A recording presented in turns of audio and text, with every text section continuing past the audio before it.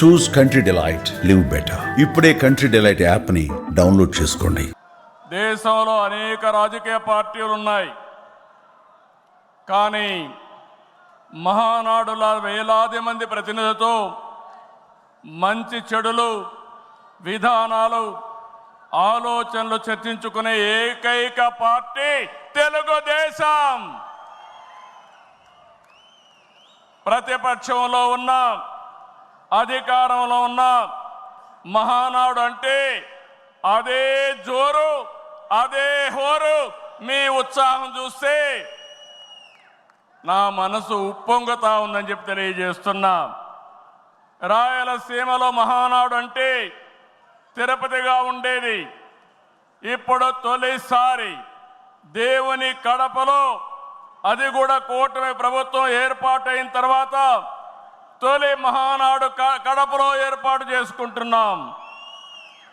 ఈరోజు కడప గడ్డపై జరుగుతున్న ఈ మహానాడు చూస్తే ఎన్నికలై ఏడాది జరుగుతున్నా మీలో ఆ కసి, ఉత్సాహం, ఉద్వేగం ఏమాత్రం తగ్గలేదు.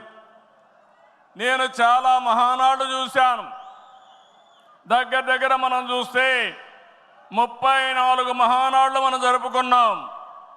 2 మహానాళ్ళు డిజిటల్గా జరిగాయి. అయితే ఈసారి కడపలో, దేవుని గడపలో జరిగే మహానాడు ఒక చరిత్ర సృష్టించబోతుంది.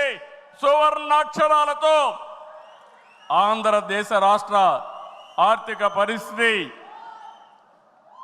ఒక దశ దిశ నిర్దేశిస్తుందని చెప్పి తెలియజేసుకున్నా. ఈరోజు చల్లని వాతావరణం. అన్ని మహానాడులంటే చాలా వేడివేడిగా ఉండేది, ఎండలు ఎక్కువ ఉండేటివి. ఒక ప్రశాంతమైన వాతావరణంలో, ఆహ్లాదకరమైన వాతావరణంలో ఈరోజు కడపలో మహానాడు జరుగుతూ ఉంది. ఉమ్మడి కడప జిల్లాలో 10 స్థానాలకు గాను 7 స్థానాలు గెలిచాం. మన సత్తా చాటాం. ఈసారి ఇంకొంచెం కష్టపడితే 10కి 10 మనమే స్వీప్ చేస్తాం. రాయలసీమ ప్రజలు అద్భుత చైతన్యంతో ఈసారి ఇచ్చిన తీర్పును గౌరవిస్తూ వారికి ధన్యవాదాలు తెలపడానికి కడపలో మహానాడు పెట్టాలని నిర్ణయించాం. ఈ మహానాడుని మీరు చూస్తే బ్రహ్మాండంగా చేసిన నాయకులకు, కార్యకర్తలకు మనస్ఫూర్తిగా అభినందనలు, కృతజ్ఞతలు. 2024 ఎన్నికల్లో పార్టీ సాధించిన విజయం అసామాన్యం. 93% స్ట్రైక్ రేట్, 57% పైన ఓటు షేర్తో కొత్త చరిత్రను సృష్టించాం. ఇది ముమ్మాటికి కారణం పసుపు సైనికులే. ఇక్కడుండే మీ నాయకత్వమే కారణమని మీ అందరికీ విజ్ఞప్తి చేస్తున్నాం. మీరు చేసిన పోరాటాలే నేటి అధికారం, మీ త్యాగాలే నేటి ఈ స్థానం.